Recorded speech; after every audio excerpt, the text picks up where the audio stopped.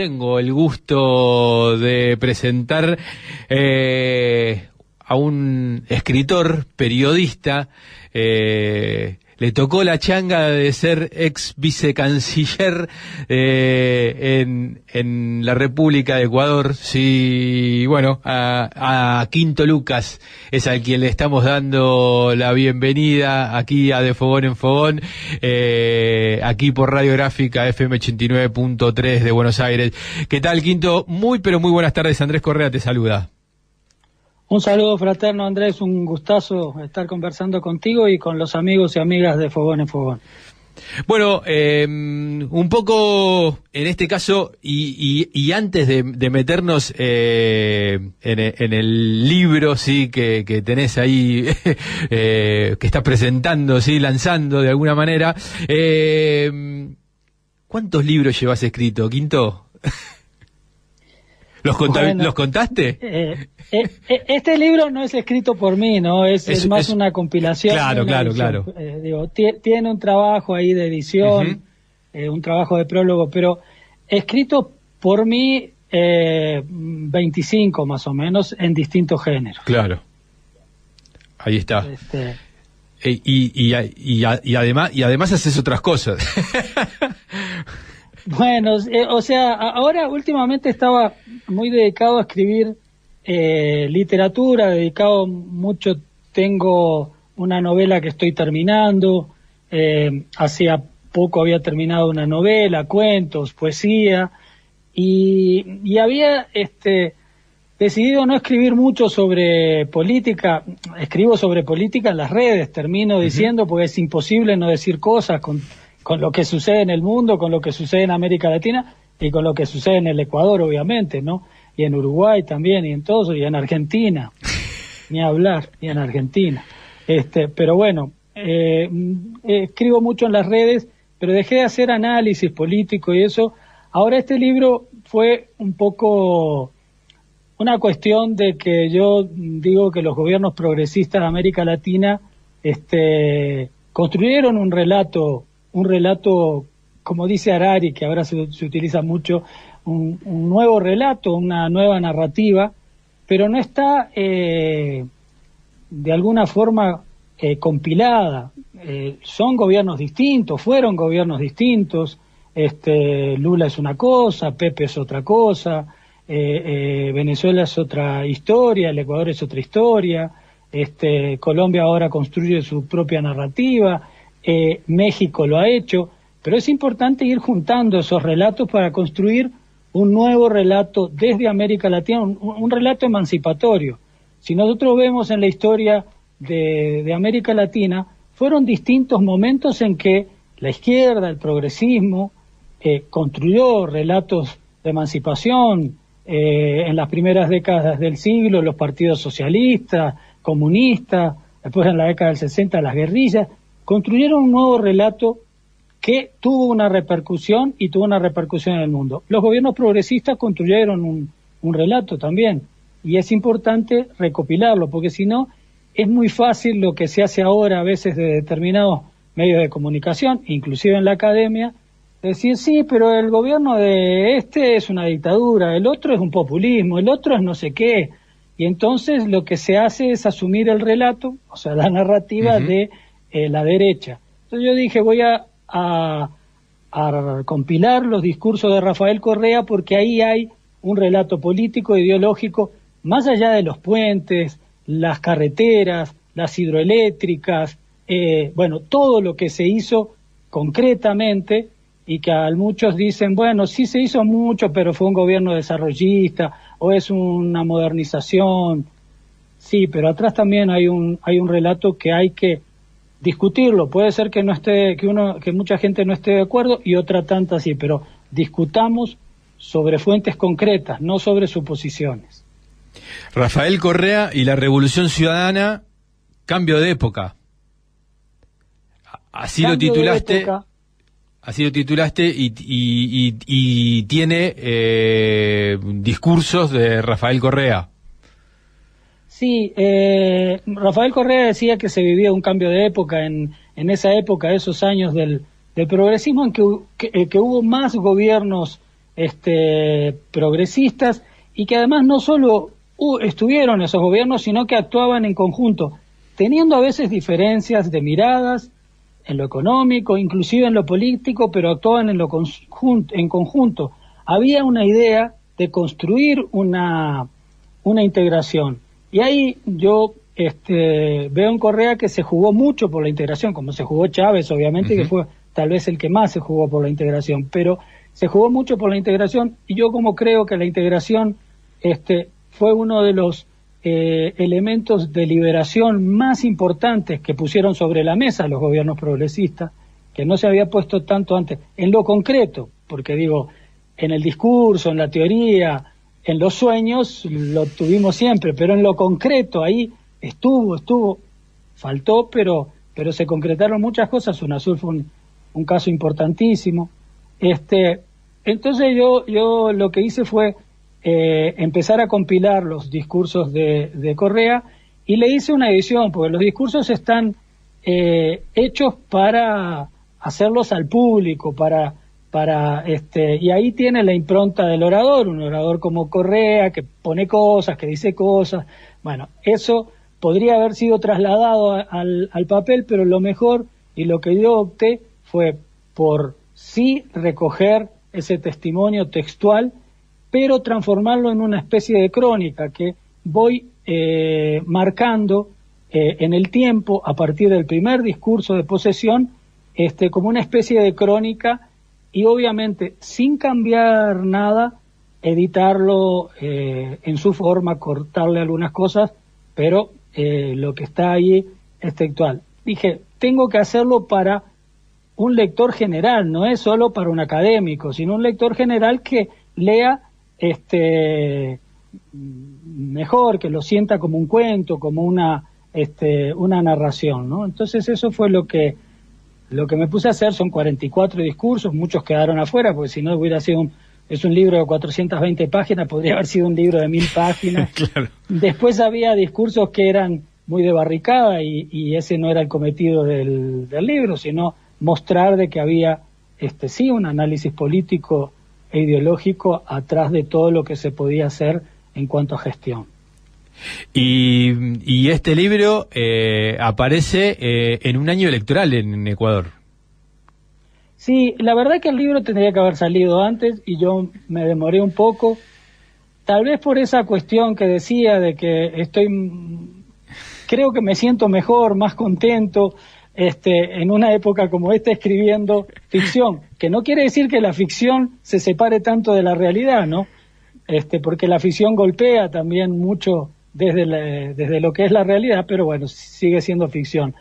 Pero tal vez por eso me demoré un poco, tendría que haber salido antes, y bueno, sale en esta época que decía el otro día en la presentación uno de los presentadores, David Chávez, que es un sociólogo muy comprometido, pero además con una capacidad analítica muy, muy interesante, muy importante. Y él decía, es importante que salga en este momento para que la gente empiece a entender de que la gente, y mucha gente de izquierda, o que se dice de izquierda, empiece a entender que sí hubo un discurso político, pero hubo todo un proyecto político ideológico atrás, que no era solo decir vamos a hacer obras y tratar de redistribuir la riqueza, que ya eso muestra ideología obviamente, pero había también una concepción en eso. Algunas, como digo, se puede estar de acuerdo y otras no, pero es interesante, inclusive hasta desde una mirada marxista, analizar con fuentes concretas lo que hubo ahí, como es importante analizar con fuentes concretas lo que pasa en Venezuela, cómo fue el discurso y todo el proceso de Hugo Chávez, y lo que es el discurso y el proceso de Nicolás Maduro, porque si no se habla muy fácil diciendo esto es un populismo, esto es una dictadura, lo que decía recién, y nunca tuvieron proyecto político y no sé qué, y no se habla sobre fuentes concretas. Bueno, yo lo que trato es de entregarles y decirles, no tergiversen, tomen estas fuentes, utilícenlas si quieren, atáquenlas, pero desde la realidad, no mientan y no tergiversen, por lo menos, no digo, pido a alguna gente, bueno, hablo de la academia e inclusive de los medios, que es honesta, así esté en desacuerdo, puede asumir esas fuentes, ¿no? Y claro, es en un momento de una elección que es muy complicada, en la que tenemos, en Ecuador hay un presidente que, bueno, ahí sí tiene todos los poderes, tiene, si hablamos en términos de división de poderes y todo, aquí existe una dictadura, pero eso no dice nadie, no, aquí no hay dictadura, se olvidan de decirnos que el Consejo de Participación Ciudadana y Control Social, que es uno de los poderes del Estado, ayer fue allanado por la Fiscalía sin ningún papel de allanamiento, le quitaron el teléfono a uno de los consejeros, que los consejeros son electos por la población, o sea, fueron electos democráticamente. Por voto popular. No es que por voto popular, claro. no son inventados. Entonces, ahí no es dictadura, esas actitudes no son dictaduras, hay persecución a un montón de gente. Entonces, bueno, es en un momento complicado, y creo que el libro aporta un poco en el debate en general, justo en un momento de elecciones. Pensaba un poco esto que mencionabas de las democracias, y digo también para la izquierda también nos está costando animarnos a debatir sobre la democracia. Digo, Uruguay está, el próximo 1 de marzo va a tener sus 40 años de democracia, ¿no? Y digo, y nos está costando debatir, o sea, qué democracia tenemos, o sea, analizar todo, o sea, poner las cosas para animarnos no solamente a tener que administrar la gestión del Estado una vez que podemos llegar al gobierno, sino también justamente para saber hacia dónde vamos. Totalmente de acuerdo. Yo creo que eso es lo que nos está faltando en general. Entonces, cuando no hay eso, lo que pasa es que muchos de las propuestas, de las narrativas, para seguir con esa categoría, son asumidas de las que te impone la derecha.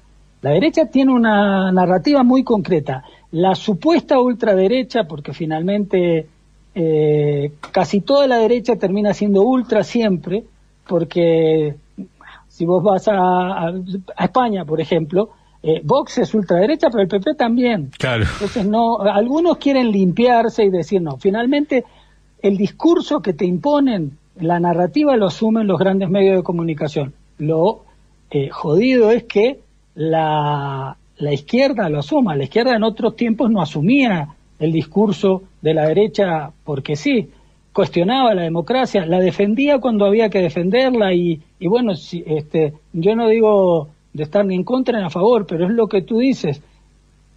Analicemos qué tipo de democracia. Nos quedamos con solo la administración del Estado, con una buena gestión del Estado, que está muy bien, hay que hacer una buena gestión, hay que redistribuir la riqueza, pero bueno, en este libro hay una cosa interesante. Yo siempre digo que uno de los gobiernos progresistas, uno de los que fue más allá en el tema económico fue el ecuatoriano, porque Correa tenía una mirada económica muy muy clara, y ahí habla justamente de cómo hacer o cómo discutir y crear un nuevo tipo de desarrollo para América Latina, no asumirse ese supuesto desarrollo o no asumirse las políticas económicas que te venden desde el norte y la macroeconomía porque sí por encima de la realidad social. Y hay cosas muy interesantes ahí que aporta, que vale la pena tenerlas en cuenta. Lo mismo digo con la democracia. La democracia hay que analizarla, hay que cuestionar. Muchos dicen, sí, pero la democracia es lo mejor. Sí, puede ser lo mejor, pero hay que ver primero la realidad de cada país, qué tipo de democracia quieren darse y si la gente quiere darse ese tipo de democracia. Después, si la gente está participando o va a las elecciones porque va. Entonces, muchas cosas tenemos que discutirlas. No digo a priori quién tiene la razón, pero discutámosla. Por lo menos discutámosla y no asumamos un discurso de otro lado. Sí, está clarísimo. Y lo pensaba, bueno, en un montón de aspectos. Y cómo estás viendo, digo, bueno, tú tuviste también tu faceta ahí muy fuerte desde el periodismo, ¿no? Y te pregunto, ¿cómo estás viendo esta suerte de relato que tiene que ver con no solamente con los medios masivos tradicionales, sino además con las nuevas formas de comunicación, que bueno, que la tenemos desde el acceso al celular, incluso, digamos, redes sociales, sí, etcétera. Digo, ¿qué advertís? ¿Lo ves como una posibilidad o como algo complicado ese tema? Es complicado y contradictorio. Estamos viviendo un capitalismo arrasador, pero esas nuevas tecnologías que nos dan, hablando de democracia, que de alguna forma supuestamente democratizan el espacio porque hay un montón de opciones que nosotros no teníamos antes. Nosotros teníamos que hacer un periódico y distribuirlo y buscar que llegue a la gente y toda la cuestión. A veces programa de radio, después se tuvo radio, bueno, todo, hablo en general de la izquierda, ¿no? Y del progresismo en general. Entonces luchábamos contra algo que era atroz, hoy sigue siendo atroz, y a veces es mayor, todavía es más complicado, pero hay estas oportunidades de hacer un programa como el que hacen ustedes, como el que hace mucha gente que está llegando a la gente y llega. Ahora, el problema es que, igual si nosotros analizamos todo el espectro de redes sociales, todo el espectro del Internet, y bueno, y el espectro de los medios en general tradicionales, sigue siendo copado por los dueños del capital, ¿no? Sigue siendo copado. Y ahí hubo un gran error, creo, desde los gobiernos progresistas que no supieron apoyar como debían haber apoyado a los medios alternativos, a los medios distintos. Todos dijeron, bueno, tenemos medios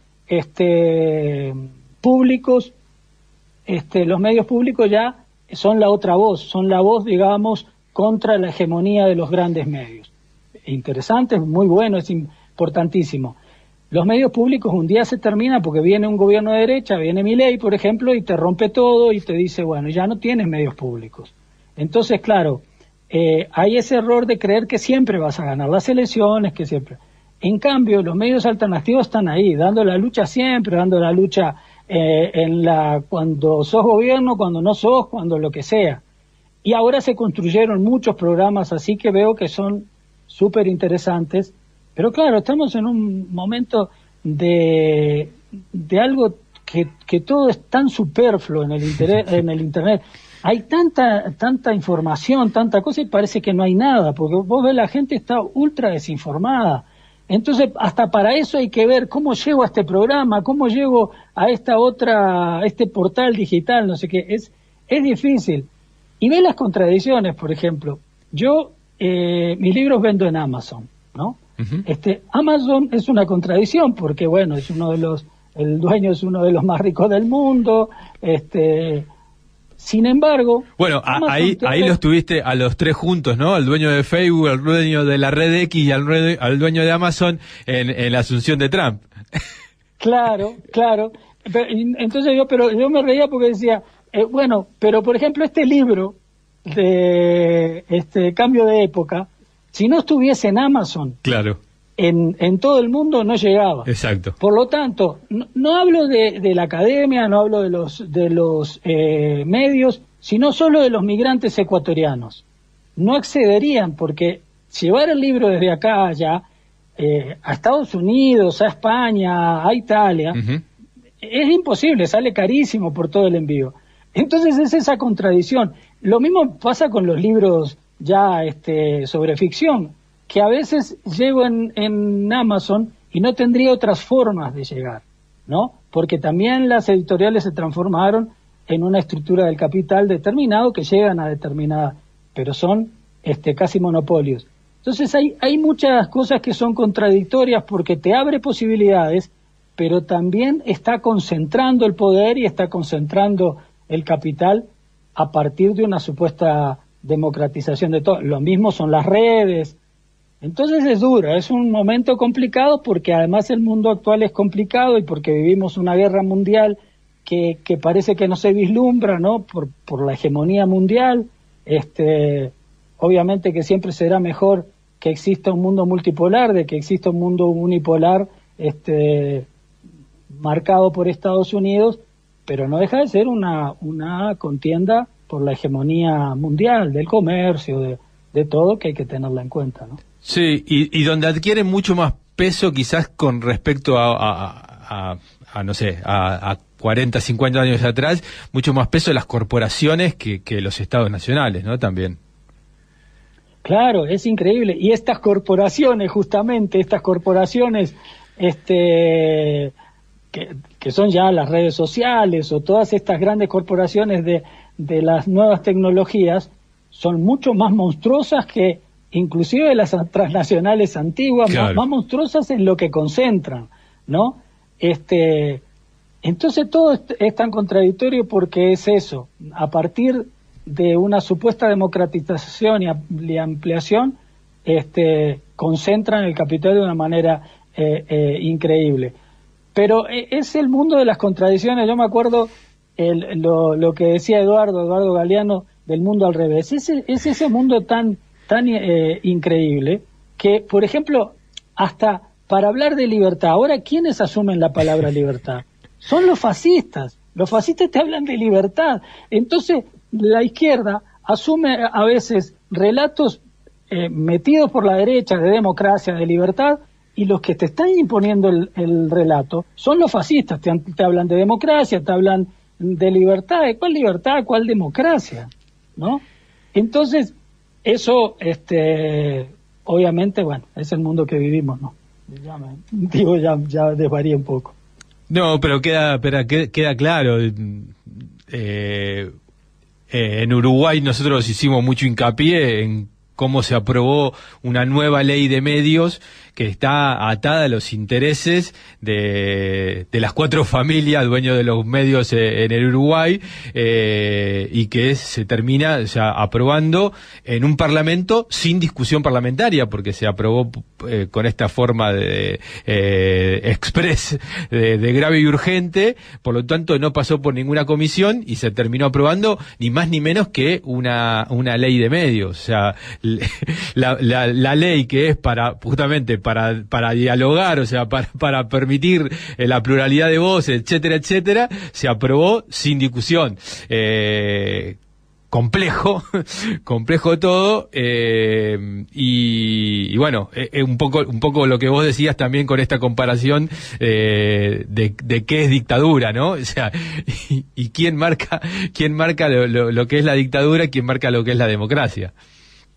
Claro, y ese es un ejemplo, es un gran ejemplo, porque en Uruguay, que es un país muy armadito, muy institucionalizado y todo, se aprueba una ley, como vos dices, y no hay una discusión.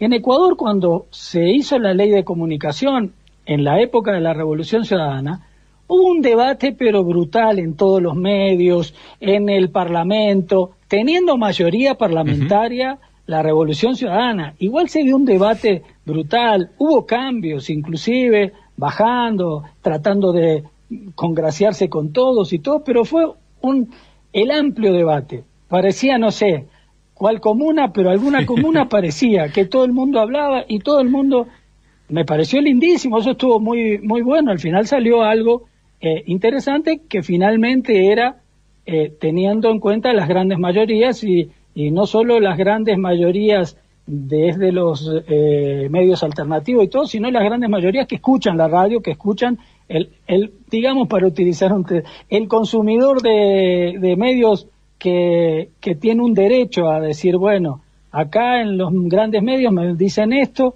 pero yo quiero una oferta mayor, porque te dicen, sí, vos puedes elegir lo que quieras, si quieres cambias de canal, pero ¿de qué canal cambias de uno al otro? Y todos dicen lo mismo. Exacto. ¿No? Entonces, pero fue una gran discusión. Entonces, yo creo que eso es democracia, ¿no? O sea, que finalmente sí, se impuso una mayoría y todo, pero se tuvo en cuenta muchas cosas, inclusive de esos grandes medios. Claro, claro. Pero bueno, si te aprueban una ley y te dicen, no, esto es, te guste o no, aquí está, es distinto. Ahí ¿qué forma democrática existe, no? Claro, los que se rasgan las vestiduras con el republicanismo, bueno, parece que hay momentos donde, claro, o sea, obviamente tienen atado, digo, se están aprobando incluso en este momento de transición en Uruguay cosas que van a afectar de manera compleja a la nueva administración y sin embargo se están tomando decisiones.